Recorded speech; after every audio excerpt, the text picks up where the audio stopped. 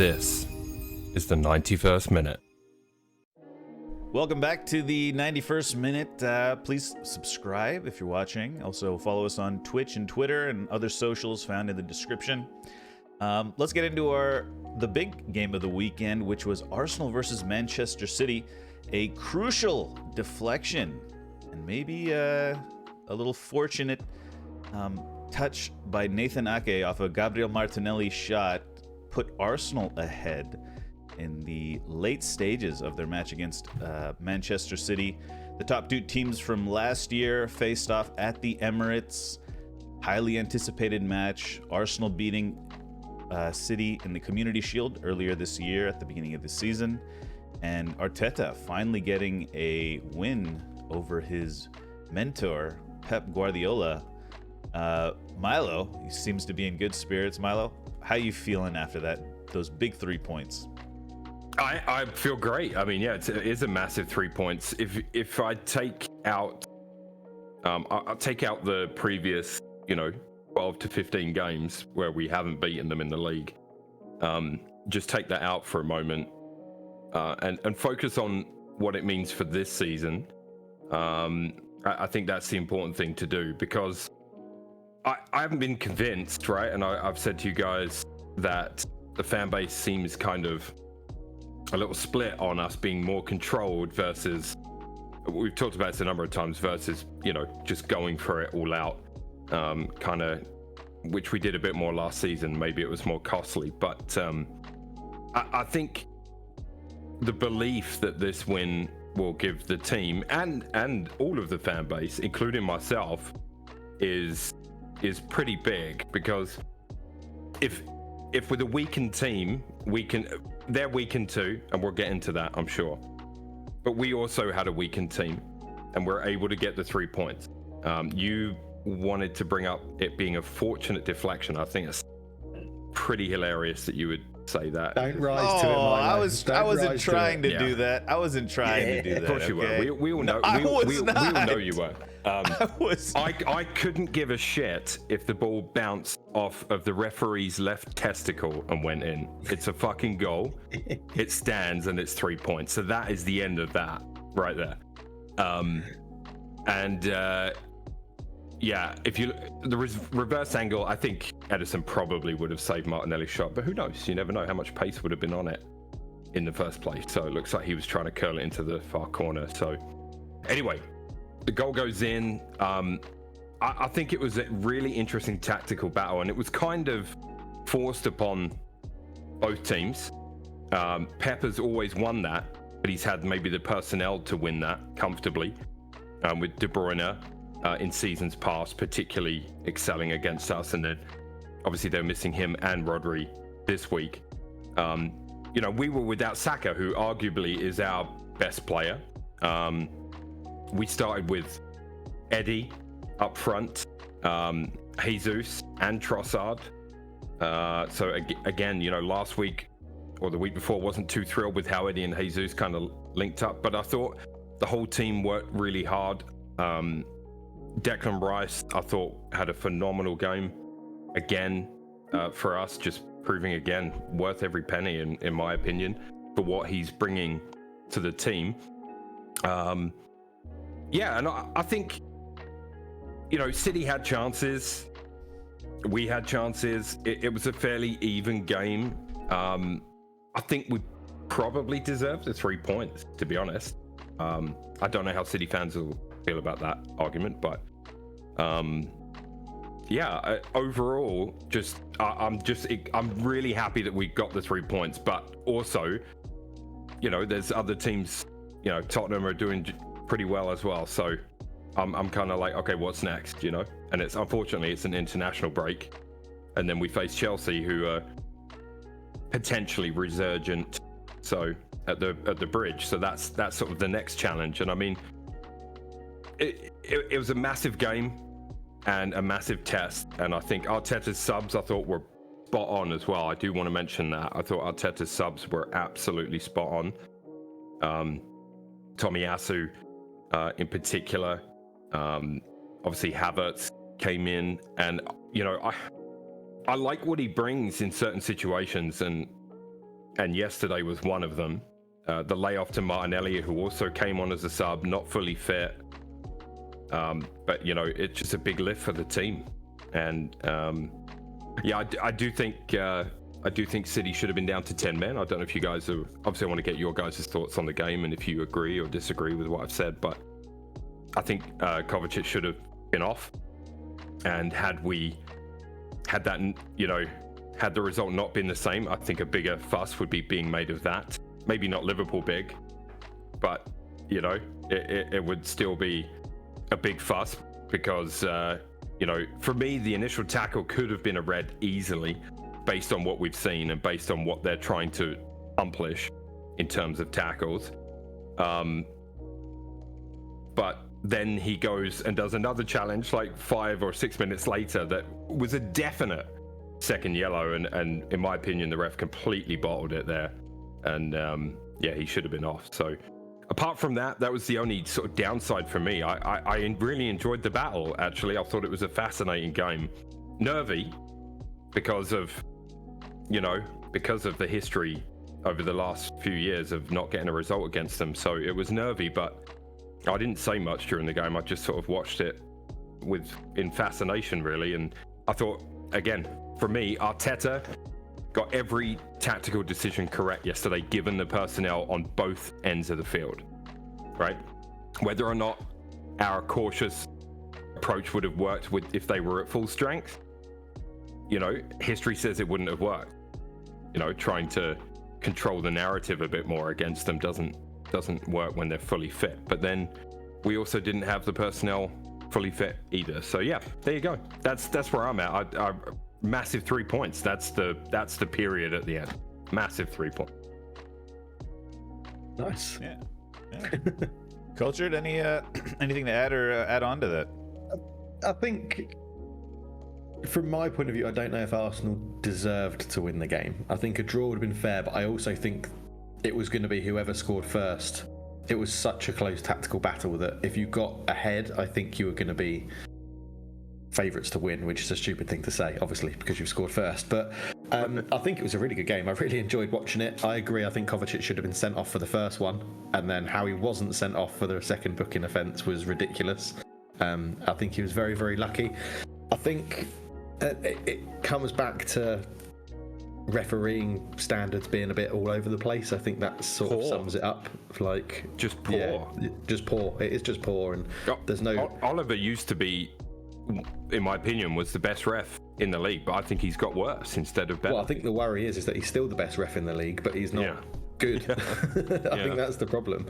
I think it was good. I thought David Raya had a few moments which was a bit sketchy. The one where Alvarez pressed him down, and obviously Arteta's come out and praised him for being bold and wants people to make bold decisions. I don't think he quite meant in that sense, because Alvarez obviously blocked a clearance, didn't he, and it hit the side netting, basically hit the outside of the post and hit the side netting.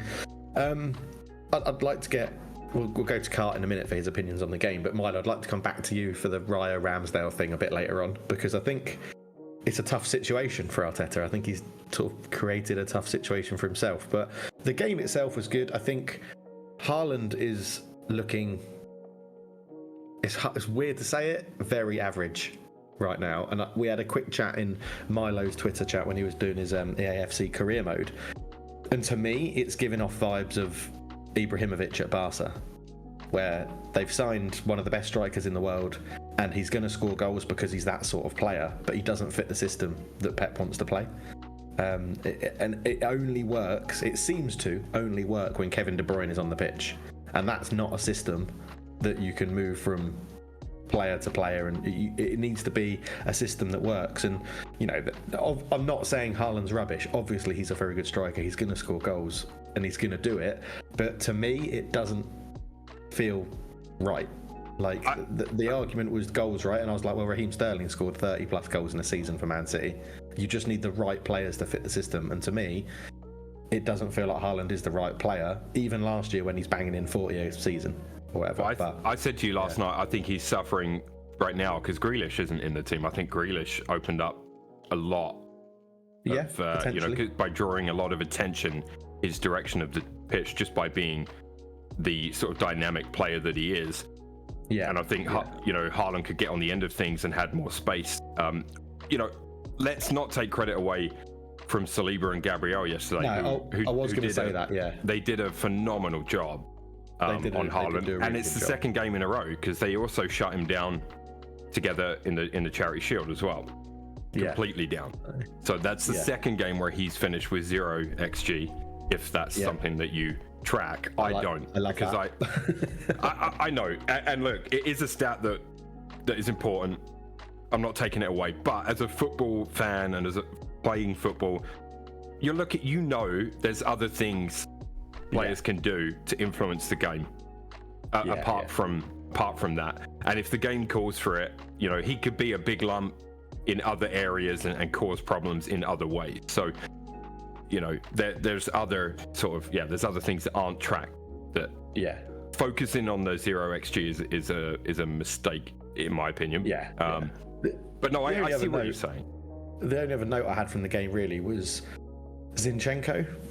I think he actually played really well in his own half, and as soon as he got into the attacking half, he was desperate to score. He had so many wasteful shots from way out of his range, and ones that had to be miraculous. And that is definitely something that I hope they talk to him about, because you don't want your players getting caught up in the occasion. Yeah, exactly. And I think it's strange because it's probably one of the better defensive sort of positioning games I've ever seen him have, because I think occasionally when Arsenal control the games, he does get caught out as that inverted fullback that comes into the centre, and he's not quite quick enough to get back to his defensive position, and it can leave Arsenal a bit open. Whereas in this one, he seemed that he had so much energy and so much adrenaline that he was easily getting back defensively, but then wasn't controlling that energy and adrenaline when he went forward, and was just shooting from 30 yards, 35 yards out, and I don't think he even hit the target once, I don't think. But yeah, that was just another note I had. It was an interesting comment. It's all right. It doesn't matter. We won. Exactly. Let him have it. Exactly. Yeah. Yeah, I mean, you guys touched on some of the notes I had. That Raya situation was a little sketchy, right? If that went into the side netting from Alvarez's press, so that was pretty early on in, I think, middle of the first half. I had that written down. As a neutral, I thought the game was pretty boring personally. I mean, it was a bit of like a it was like, I heard somebody say this analogy. It was like two boxers, in the inside, right? And the ref constantly having to, keep getting wrapped up, and then the ref having to split them apart, right? That's and I thought that was a good analogy, just because no one really had like a killer instinct in the game. Both teams were playing their deep possession and slowly bringing it up, and eventually the play getting broken up. For me as a neutral, what I was saying during the game was, it'll be 0-0 until like the 80th minute, and then one team is going to try to go for it. Both teams will open up a little bit, which is what ended up happening with Martinelli coming on. But I don't know. It didn't feel like a big game. I don't think it was a great advertisement for the game either, especially with Haaland not getting opportunities, whatnot. And obviously, I think if you're a City fan or an Arsenal fan, I think you find this game very, very like exciting and nail biting and whatnot. But for me, it was just kind of like, it was an average game. But yeah, I understand fortunately, that matters not one iota. Yeah, I think that's where it's interesting, right? We're getting sort of three different opinions, because obviously Milo's coming from an Arsenal fan point of view, where it is an exciting, entertaining game because it's a nervy game, and they've got that record of not winning for 12, and you got the win, which is huge. It was more like a chess match. Yeah, and that's what I like, those sorts of matches, because I like to watch the movement of players and see how they're trying to exploit spaces and things. But the game was just lacking basic quality, which is with Saka being out, Martinelli coming on in the second half, or only coming on in the second half, Kevin De Bruyne out, Rodri out, right? It was just, Grealish, as you mentioned, was out.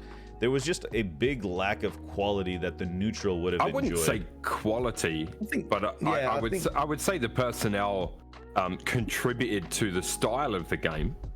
The personnel changes that both teams had to make. When you think of Arsenal, who do you think of? I think of Saka. I think all fans around the world think of Saka first. Okay, but if that player is injured, you're going to have to watch something else. Sorry to tell you this. Yeah. No, It's an okay, interesting- look, listen, what- listen. what do you- I'm not is it- saying what from is it you your want? perspective it wasn't exciting. Okay, I'm not saying that. I'm saying from the average you fan. wanted to see a 6-3 or something. No, That's what I you wanted want to see. see. I wanted to see Bukayo Saka. Okay, but he was injured. Exactly. That's my point. I think that left everyone, a lot of neutrals, a little disappointed, especially with Martinelli out in the first half as well. Those are arguably your two most exciting attackers, from my perspective. I don't think Jesus is nice, and Nketiah is okay. Trossard is also nice. I do like Trossard, but Martinelli and Saka are your. I mean, are I'm the not guys. seeing it from. I guess I'm not seeing it from a neutral point of view, and quite frankly, I couldn't care less. Well, okay. Well, I'm not asking you to care. I'm asking you to hear what I'm saying. That's all. And I'm not asking. And I don't care if you care. Honestly, I'm telling you from the neutral perspective what I was thinking. You know. Okay. Yeah. Great. Yeah. Great. Yeah. I do agree. I think right. it could. Would it have been a better, more entertaining, exciting game with all those players available? Yeah, probably. It probably And would with if you had De Rodri Bruyne, and Rodri, KDB Saka, out as Martinelli well. starting.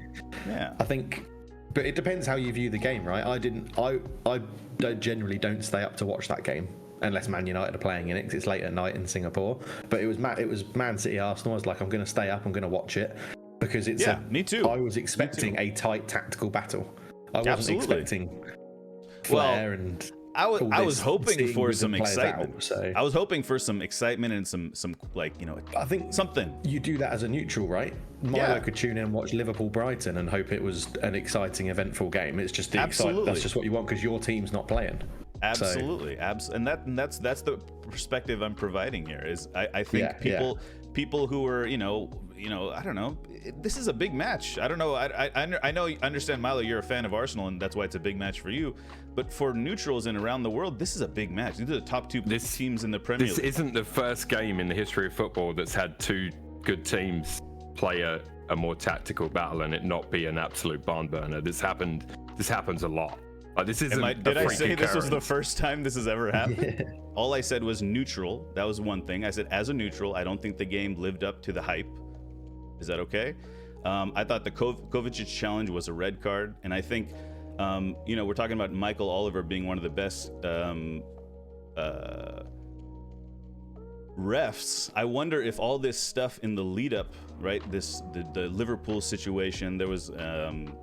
All these red cards, had they not happened, if we wouldn't have made such a big deal out of this, right? The precedent has been set for what constitutes a red card, and the consistency among the refs. I don't know if Michael Oliver's been in one of these situations before, or I'm sure he has, but I can't remember his exact judgment on the studs up challenge that went into the leg of a player.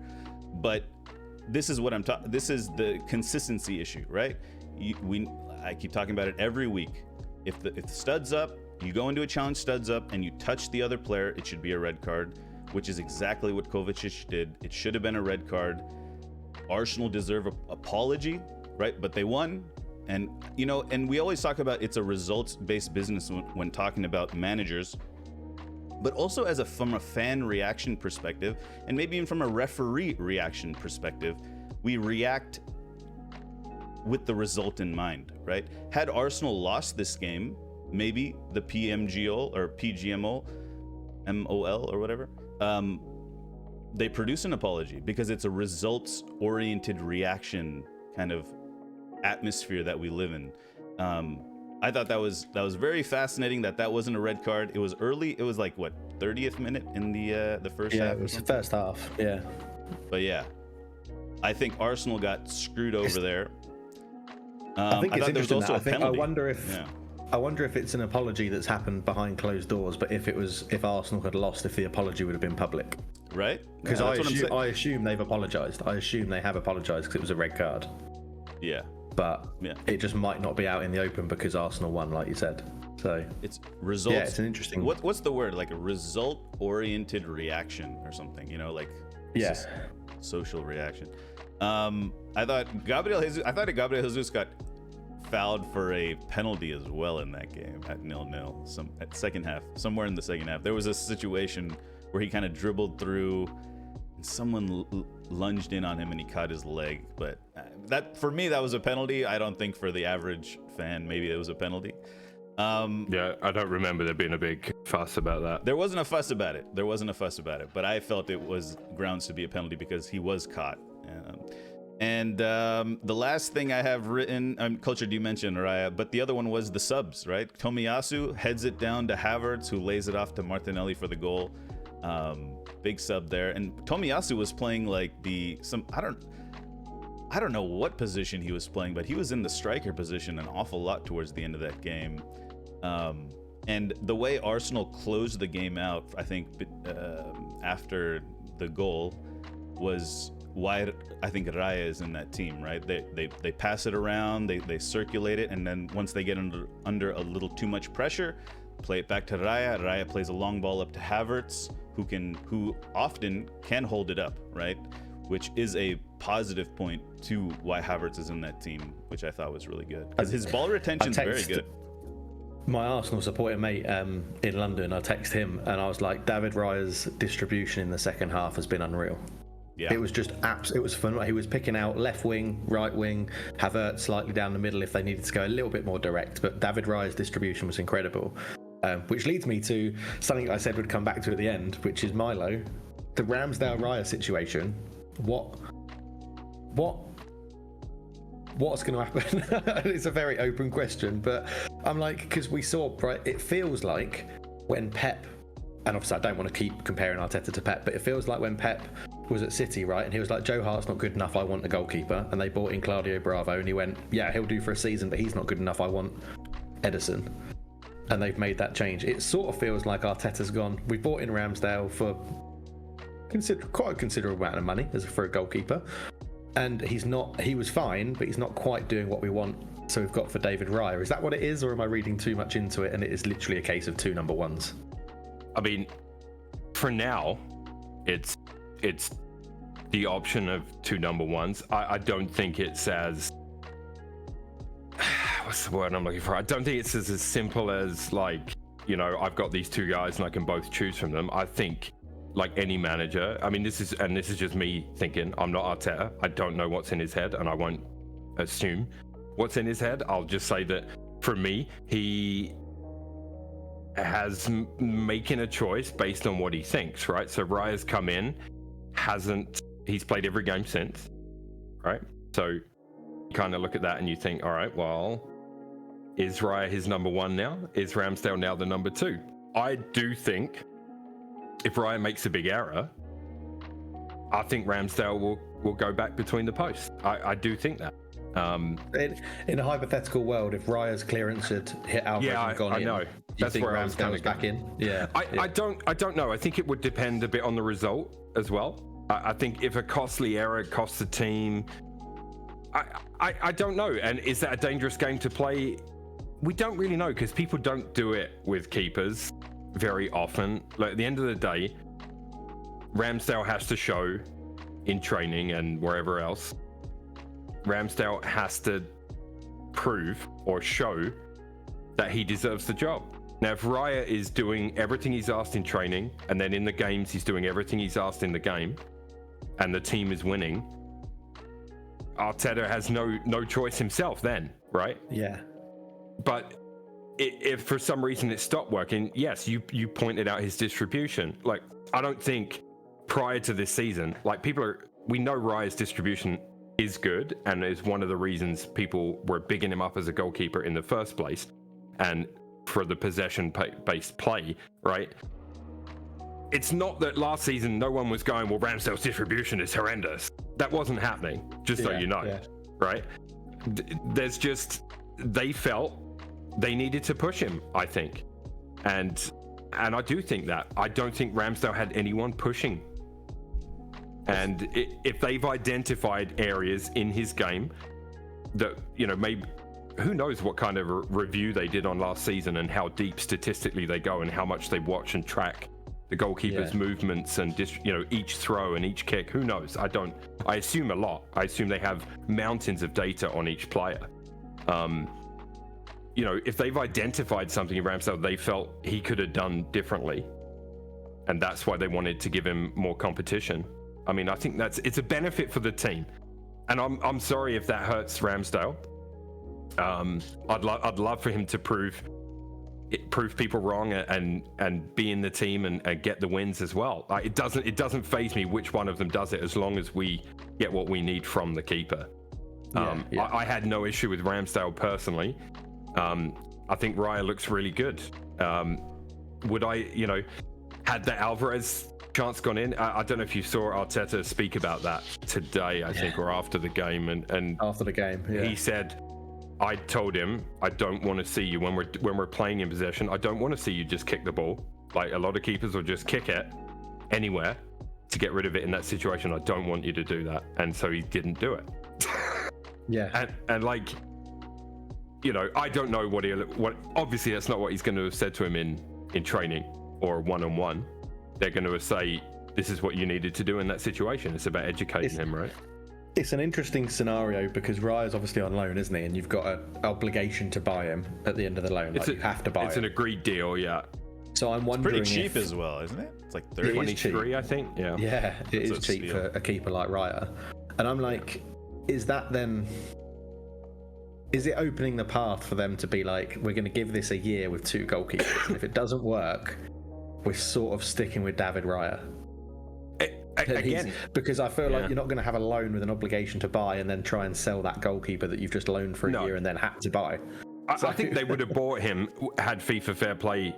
It was FIFA Fair Play that forced them to move. Okay, I believe. Right. As far as my understanding is, budgetary wise within the financial rules, we couldn't buy him at the time. So we loaned him with an option to buy. Good idea. Yeah, makes sense, right? I think the plan was always to bring in competition to Ramsdale. And like I've said, I'm sorry, I like Ramsdale. I really do. I have no issues with him as a keeper. I don't think he's the reason we didn't win the title last year. You know what I mean? I'm not, for me, if he decides he doesn't want to fight for the number 1 position at Arsenal, he will request a move for playing time and he'll probably get it, I would think. But in the meantime, I can be somewhat comforted in the fact that if Raya gets hurt, Ramsdale comes straight back in. Yeah, very true. Yeah, I don't see it as a negative at all. Okay, not yet. Ramsdale's in the England squad, right? He's in there. Yeah, he'll be in the England squad. Yeah, it's an interesting one. I definitely think, I don't think you can fault Ramsdale from last season, but I do think Raya is more of a, what we call, what has become top level football modern goalkeeper, right? Obviously, when we talk about other clubs, we can talk about, Onana's also that, but maybe his shot stopping is still an issue. But Ramsdale can definitely still play a role in certain teams, right? In international football, England may not play like Man City or Arsenal, or play with that type of possession and necessarily with that ball-playing goalkeeper. So it might be okay there. And other teams, I'm trying to think of where would Ramsdale go, right? Would he end up at a mid-table team? Would he end up in a top 6 team? Because if that is his play style, right, not being able to play as the second center or third center back, etc., like Raya did at the end of the game, maybe a team like lower down the table would be better for England as well. If England isn't going to play that style in international football, I don't know. It's just a kind of what is Ramsdale's level, basically, is what I'm saying in this in age of modern football, right? This ball playing top 6 Newcastle sort of club. Nick Pope doesn't pay out from the back, and he looks a little shaky. Really well. He would be a good signing for Newcastle, wouldn't he, Ramsdale? But the other thing is David Raya. I just had a quick look. I just had to check. David Raya's 28, so when he signs permanently, he'll be 29, turning 30. Ramsdale's only 24, so there is still the chance that both of them stay longer term, and Ramsdale takes over when he's 26. If Ramsdale's happy to do that, and that's been explained to them both. But what's interesting as well is, when we made the move for Ramsdale, it was due to the previous keeper not being able to do anything with his feet. So Ramsdale was brought in, he was seen as an improvement. I don't know who else was available at the time, without doing some research on that. But I think Ramsdale was an upgrade on what we had. And I think that, like you say, he's 24. He could definitely get better.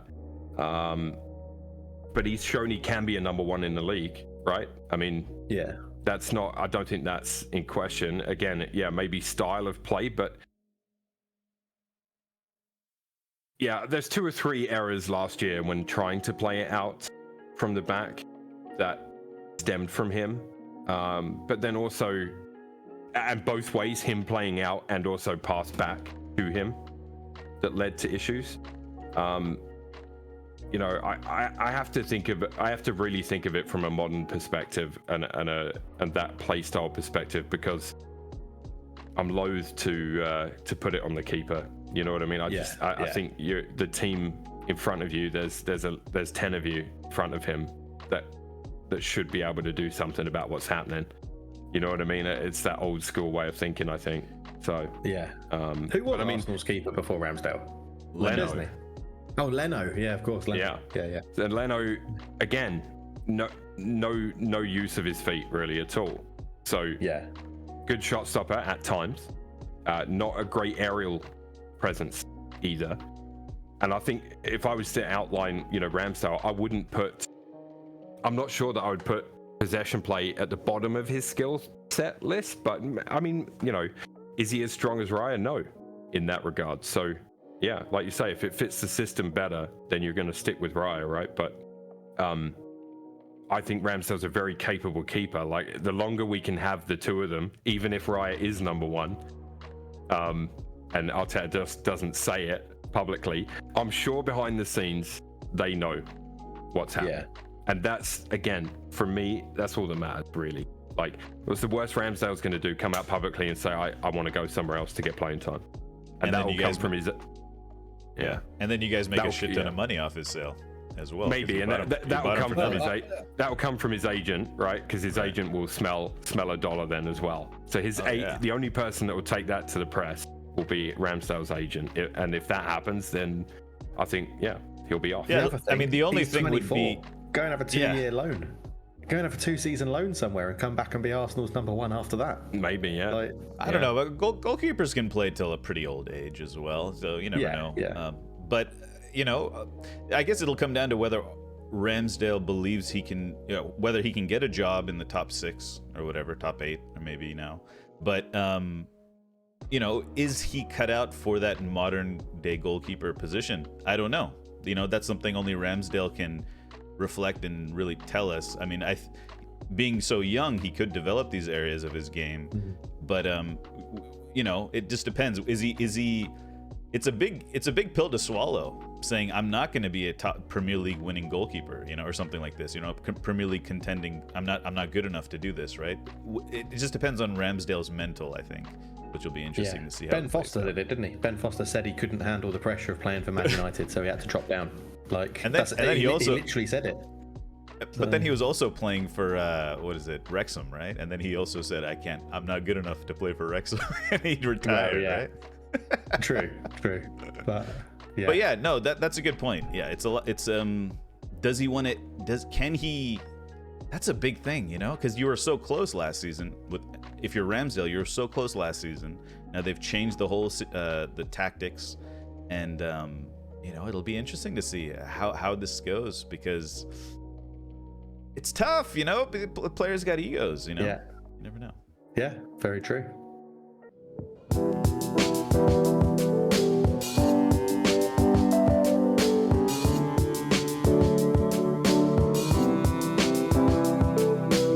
Hey there, hope you enjoyed that video. If you did, consider subscribing to the 91st Minute here on YouTube. Also, feel free to use the links in the description to follow us on all social media platforms.